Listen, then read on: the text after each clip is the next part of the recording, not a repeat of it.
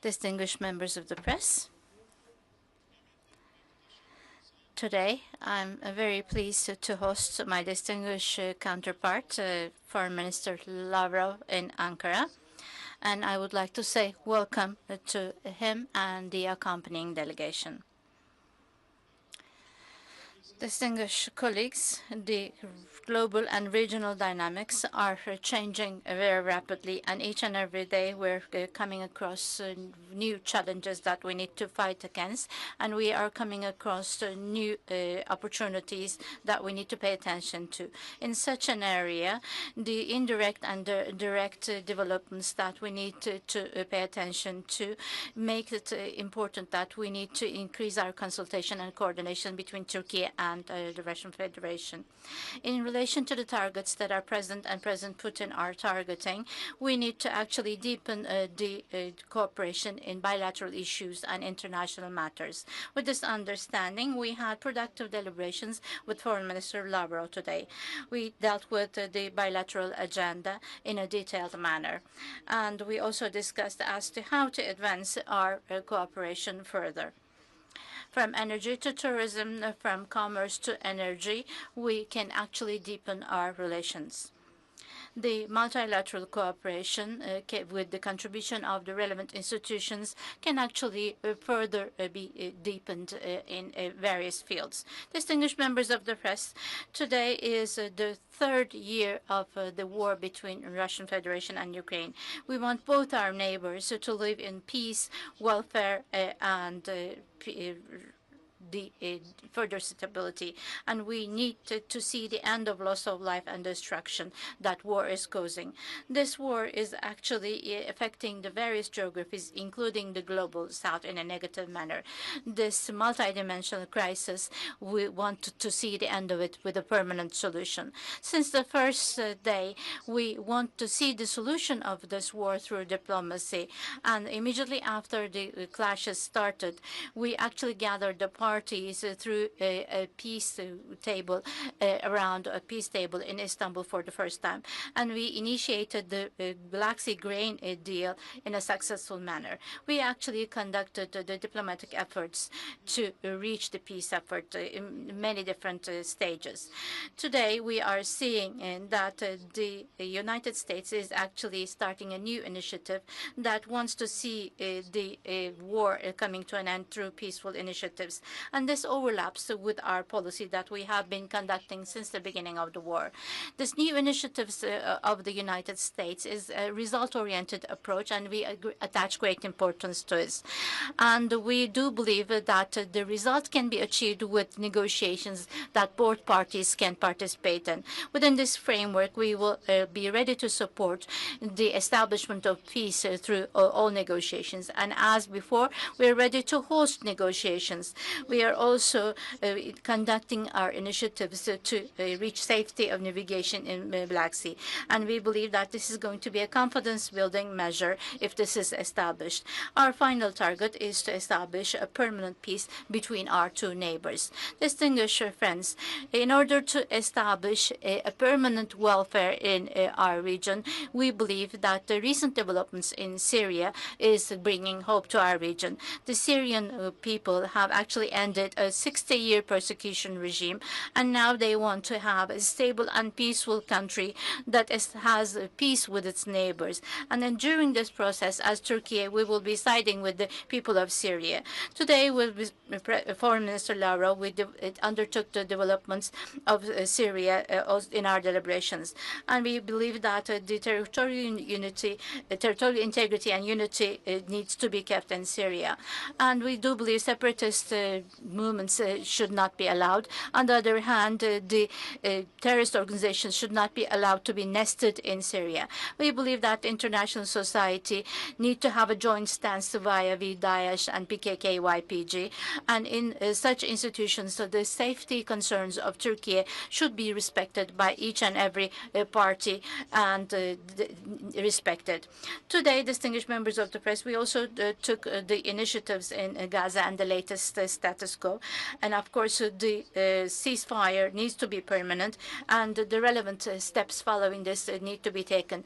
The possible there is deep concern that the war could be reinitiated, and we cannot allow a new genocide to be allowed. On the other hand, the attacks vis-a-vis West Bank should not be allowed. On the other hand, a forced migration of Palestinians from their own soil cannot be allowed, and such initiatives are doomed to be unsuccessful. The countries of the region should need a joint stance. And it is actually satisfying to see the Russian Federation has the same understanding on this point.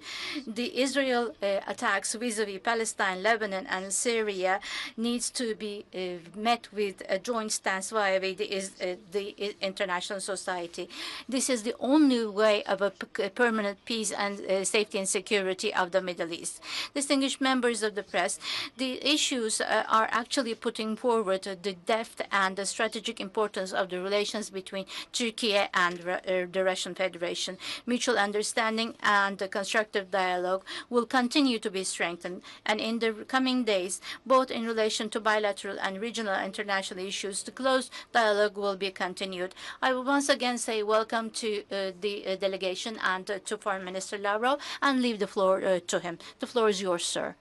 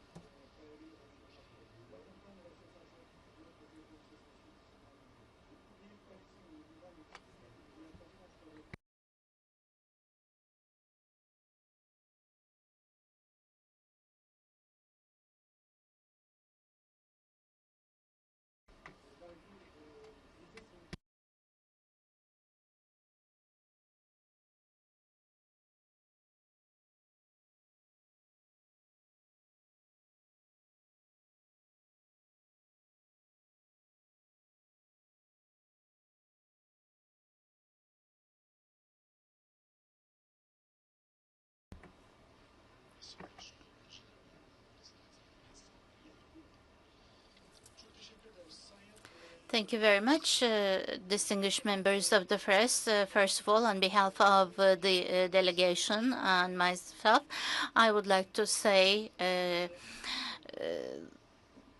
and express my gratitude to Foreign Minister Hakan Fidan and to his accompanying delegation. We had a wide spectrum of issues that we discussed in relation to the issues that we discussed. Thank you very much for the warm welcome that you have extended. The Russian Federation, with pleasure, despite the international tensions, is seeing that there is a constructive dialogue between Turkey and the Russian Federation. President Putin and President Erdogan is in constant contact. Apart from the telephone diplomacy, they had two face-to-face contacts last year, both during the June meeting in Astana, in the Shanghai organization, and also in Kazan during the BRICS meeting. These were the two bilateral meetings. The targets that were put forward by the presidents have been adopted by the foreign ministries as well as the other institutions like the defense ministries and our intelligence institutions.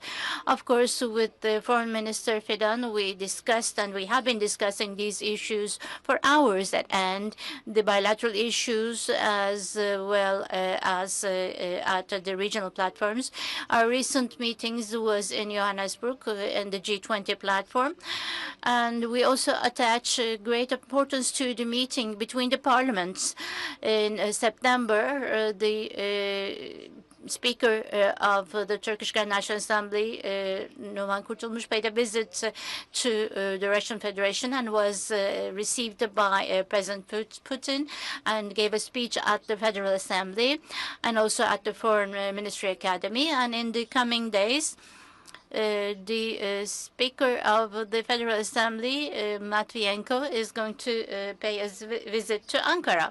On the other hand, we do attach great importance to the development of the bilateral trade volume, both in relation to energy as well as the bilateral interests in the banking sector and the finance sector, the cooperation in the industry, in the transportation and logistics, as well as the tourism were issues that we discussed. Also, we discussed the strategic issues, for instance, the nuclear power plant in Akkuyu were issues that we discussed. Side by side, all our colleagues have been working in close cooperation so that these reactors could be initiated and operated. The construction of these 4 reactors are continuing on a 24-hour basis. And of course, for new initiatives, including the atomic energy, we discussed possible cooperation in these areas. On the other hand, the Turk Stream and Blue Stream were issues that we discussed, were issues because from time to time the Kiev regime has been imposing terrorist attacks, making these pipelines inoperable. These are really important for Turkey because the pipelines need to be operated with no problem at all, so that these pipelines are operated with no problem whatsoever through Turkey. This is not important for the strengthening of the natural gas, but this is also important for the end users in Turkey. Therefore, we have been informing the Turkish side, and we have also informed the Turkish side in relation to the contact between the Russian side and the USA. I informed the minister about the results of these negotiations. And in the end, we also discussed the new opportunities overlooking some of the clashes. At least we have now a normal dialogue. And we discussed, of course, whether we can now overlook some of these clashes. We will continue this dialogue with the American partners. On the other hand, with the minister, we had a very comprehensive dialogue with the minister, the international issues, for instance, the situation around Ukraine. We continue to keep our position. We have not changed our position. And we now see more realistic approaches. Many countries are more understanding. Unless we have a long-term permanent peace, the initial reasons for this war, unless we eliminate these, this will not be ending.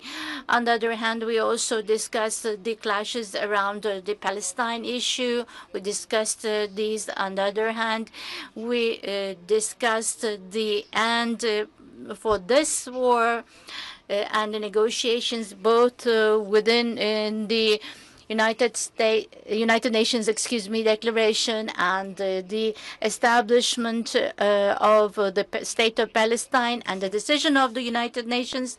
And we know that this can be the only way to establish peace and security. On the other hand, the issue of Syria between our countries and the fact that we attach great importance to working together for the stability and safety of Syria. We also discussed the situation in Syria, and we discussed safety and security and the infrastructure of transportation lines. And on the other hand, the international platform of 3+3, so three republics of Southern Caucasus and three neighbors, Turkey, Russia, and Iran. This is a very beneficial contact to be established. We believe that our contact in this area is going to be continuing, and I do hope that this is going to be a multilateral platform to be establishing cooperation in this area. We will take several questions. The first question is from Al Jazeera, from Sinem. Thank you very much. My first question is to Foreign Minister Hakan Fidan. Turkey, especially through the Black Sea grain deal, played a very important mediation role between Russia and Ukraine. During this period, what kind of a role could Turkey play in relation to the negotiations? Turkey also plays a mediation role in many different areas of the world. To what extent can you benefit? Also, Ukrainian President Zelensky was in Ankara, and he asked for some security guarantees in relation to the solution of this issue. What are these guarantees? To what extent? And are these guarantees realistic? This is my question to Foreign Minister Fidan.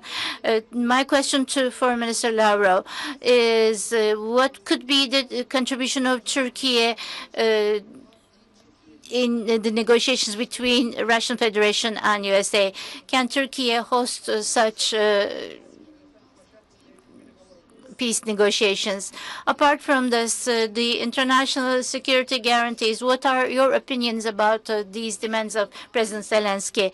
And he also mentioned that Europe should be intervening in these negotiations. What is your approach to the intervention of third parties?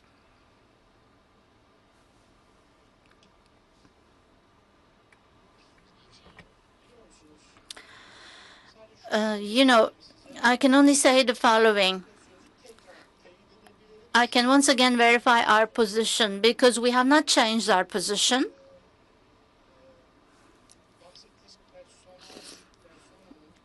The individual, the persona that you have mentioned, he is changing his position constantly. And the understanding European countries is also very difficult because their position is not permanent. They're constantly changing their positions as well. Their ideas might also be changing constantly.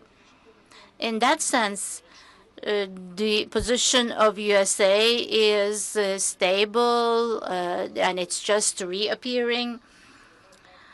And they don't say that they want to have a contact line and then they want to have a negotiation.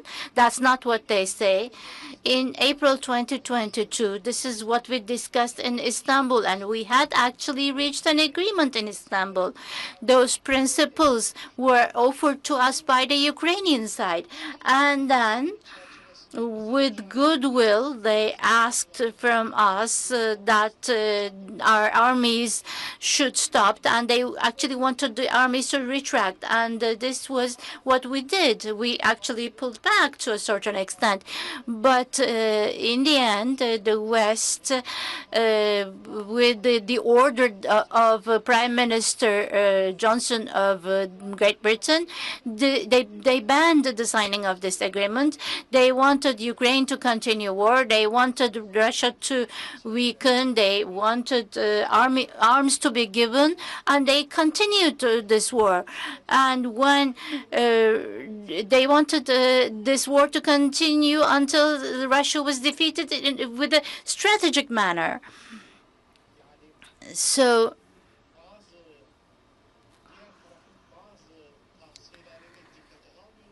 we're not taking into consideration the recommendations of the other side. We, with Ukraine and with Europe, we are actually open to negotiations with all sides who are open to discuss this with goodwill, who want to reach peace. This is what President Putin said. These clashes will and this war will only end when there is a satisfactory result for the Russian side. Of course, the reality in the field is going to take into consideration. So there is a Nazi regime in Kiev that were adopting certain legislation, and this legislation banned the Russian language. The language of education of Russian was banned for press, for culture. So using Russian language was banned. And they also banned the Ukrainian Orthodox Church. So this was not for the Crimean citizens. They actually made their decision in 2014. So Crimea made their decision in 2014. So these other regions made their choice. So the Ukrainian citizens in the other regions did not want to live under this regime. And that regime actually wanted to ban anything Russian, distract any Russian presence, the cities, the factories, the ports. They wanted to distract anything that was Russian. Therefore, the citizens made a choice. When you look at the Russian constitution, they actually get this right from international law. So they need to respect this reality. All the parties need to respect this reality. So Ukraine should not be a member of NATO. This is an inevitable condition. This is a must. And President Trump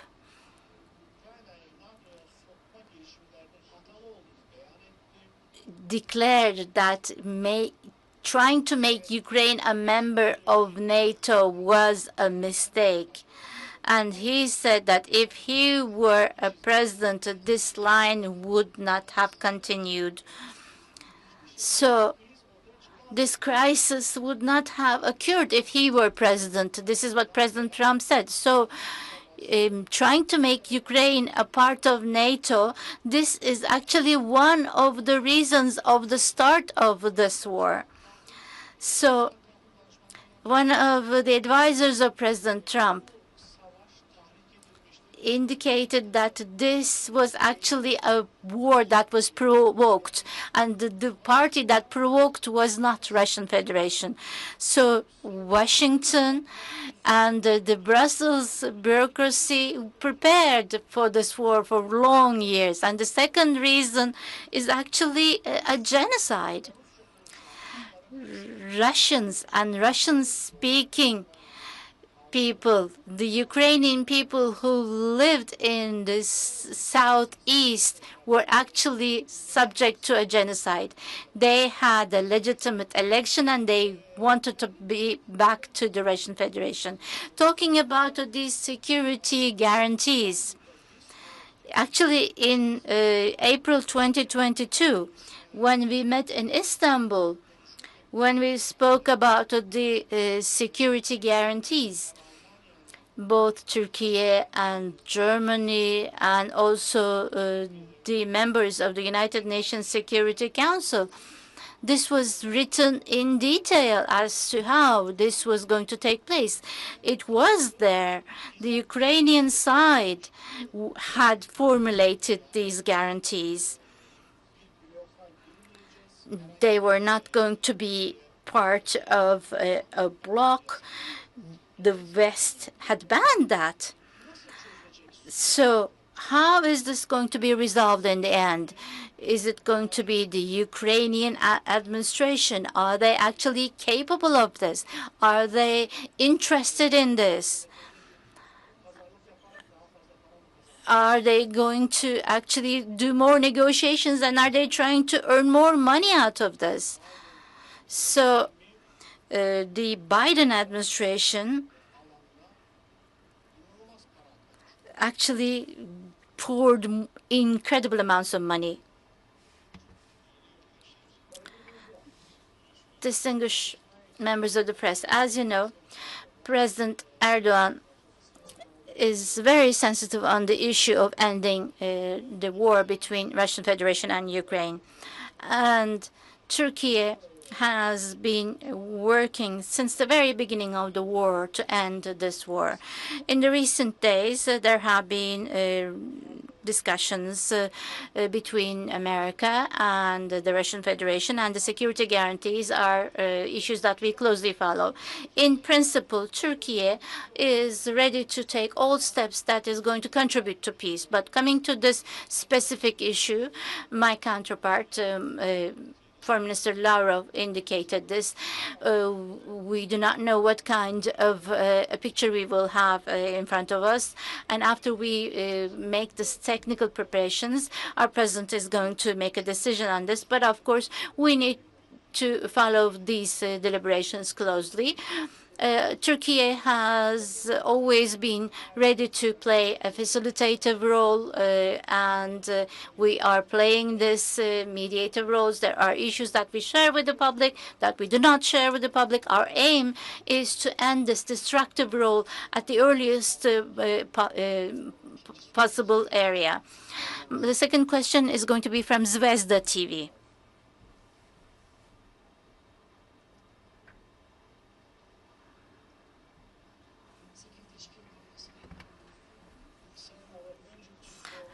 For Mr. Lavrov, my first question is to you. Somebody said during the Russia-US negotiations that the Istanbul talks is or can be the basis of the resolution of this clashes, this war. Can you say something? And my second question is to Hakan Fidan. I think there has been an invitation to become a partner to BRICS. Is this format continuing? Is this cooperation counting? And can this be a threat to Ankara?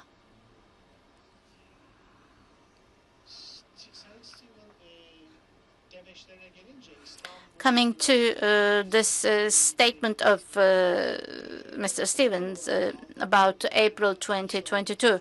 Of course, this could be the basis. I did not hear this, but I can verify the following.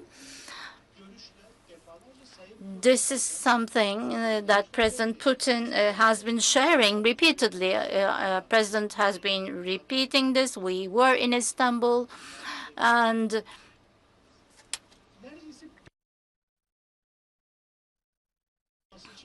we were on the verge of initialing this agreement, but Boris Johnson banned us from signing this agreement. And at the time, the head of the Ukrainian delegation was also the chair of the political party of Serving the People. He said that this was right.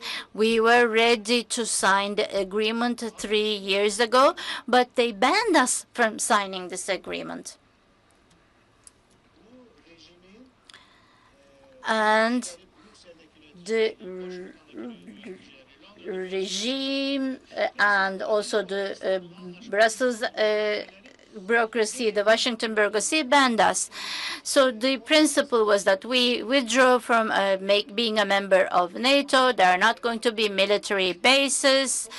We will not do any military maneuvers with the participation of foreign countries, and we will have international guarantees in terms of security. Germany, Turkey, and other countries that would ask for it. So what did happen? This did not take place. This was destroyed. And they said, okay, let's wait and see how this war is going to evolve. They waited and they saw. So coming to the negotiations with America, after the meetings in Riyadh, we came to the following understanding. The establishment of the dialogue channels covering all topics was what we agreed on. On the other hand, in relation to international issues, the Ukrainian party. Of course, America is also going to identify a special representative both on Ukraine and also Middle East. But maybe the most simple side, and this was our proposal, was the normalization of the embassies so that we can revive the embassies in Washington and in Moscow. Last week, we had two technical meetings. And this week, we will have comprehensive consultations, and we do hope that we will not have artificial obstacles, and we will see that we will not have democratic obstacles appearing before us. Distinguished colleagues, coming to the questions about BRICS, as you know, Turkey, as a sovereign country, is attaching great importance to international economic cooperation. And in today's world, economic cooperation has to be set on concrete infrastructure. And if you do not have this, you cannot resist economic crisis and you cannot reach your development targets. Therefore, Turkey is attaching great importance to economic cooperation, starting from European Union. So with EU, as you know, we have a long journey of being a full member. But recently, although this is not declared very clearly because of the identity policies of EU, European Union has been experiencing some problems pertaining to including a large Muslim country, and the full membership has come to more or less a frozen status. So nobody is declaring this very clearly, but this is the reality. But we have a balanced export-import relationship. We have commercial relationships that are ongoing, but we have other global economic cooperation platforms that we pay interest in. And our president has a large and extended vision. BRICS is one of them, and we pay interest in this, and our interest has been very close. But as far as we understand, BRICS has a new institutionalization, and they have now frozen their status of new membership, and they have not proposed us a membership status. Therefore, we are closing the we are following the developments closely. But contrary to the European Union, the composition of BRICS is more comprehensive, and they have various ranks, various religions, various civilizations that covers Muslims, Christians, Hindu, black, white, very different races, ethnics, and religious compositions, and that's the very different compositions. Hopefully, we will see a much more institutionalized and a comprehensive economic initiative. The third question is from Russia Today.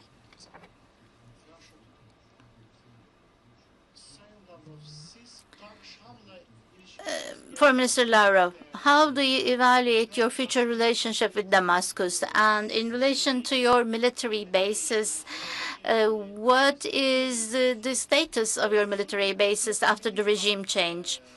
And of course, you're going to ask the military bases to the Syrian regime and even to the Syrian people whether the American military bases are going to exist there or not. Before the regime change, the American soldiers played a negative role there, and they were in Syrian soil without any legitimate invitation. On the other hand, they continue to be in the most productive soils, both in relation to food production, oil production, and in relation to benefiting from the revenue. And they were selling it through unlawful manner, and they were actually confiscating the income of the Syrian people. So the northeast part was the area where they were more active. And the main aim was actually supporting the Kurdish separatists. Now, how the Syrian regime is going to approach to this issue, how they are approaching to this fact, and also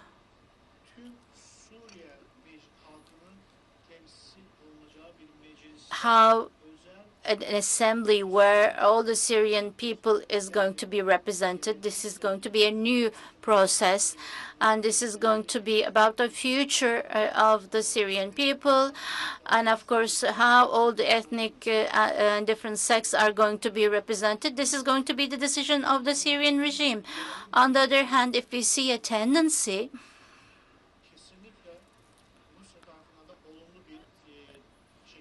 we will be evaluating this positively as well. It's not just Damascus. Of course, Foreign Minister Fidan also mentioned in his comments territorial integrity and the unity of Syria is very important. He mentioned this.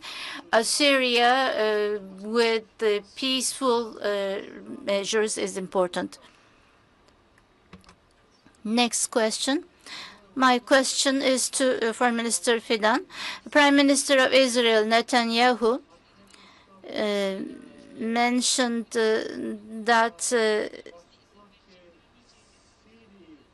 they're not going to allow Israel forces are not going to be allowed. Netanyahu indicated that Israel soldiers are going to be staying in the Golan Heights for an indeterminate period. Also, Israel is attacking civilians in the West Bank in an increasing manner. What are your assessments about these statements? Distinguished members of the press, Turkey's stance and policy is very clear. Our president is very clear on this position in each and every point, and that is the following. The Palestinians should have their own state, the Israelis should have their own state, and all the countries of the region should live in peace. Nobody should have an attack on the territory of the other.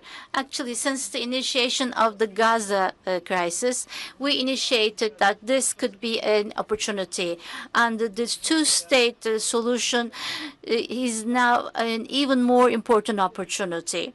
Because if we have a two-state solution, the states of the region is ready to support this. This could be the initiation of the state of Palestine, and the Palestinians would have their own state, and the security guarantees that Israel has been seeking would be provided by the region's countries and the international society. But vis-a-vis the developments, what we saw that was Netanyahu government and the developments, they are using the developments for the expansionist policies of Israel. This is the occupation of Lebanon and the West Bank being provocated, being trying to be occupying this area. The Palestinians forced to migrate from Gaza. These are the current plans, but we know for many years now, Israel, for their own security, especially for bordering countries, Jordan, Lebanon, and Syria, and in all these neighboring countries, the moment they see a weakness, they have a project to create this weakness. And even going beyond this, for the second tier countries, they actually worked closely with the USA so that there is no military power. They feel themselves insecure. They want to have a preventive policy, and the way through this is to have military attacks. And the way to overcome this is actually to have a pressuring policy, and of course to to the extent it's possible, they actually use their own power, and if they're not powerful enough, they use the American power. This is the policy they have been following. This policy is a very risky policy, and it is actually a policy that could be creating a pushback from the other side. And it is not a policy that serves to the security of Israel. So our recommendation is, while there is still an opportunity to actually refrain from these suicidal policies to Netanyahu's government and the international society to actually recommend to Netanyahu's government. On the other hand, you believe that you have taken everything under control, but in an unexpected moment, a crisis, a chaos would appear. We hope, while there is chance, they will return back from this policy. Thank you very much.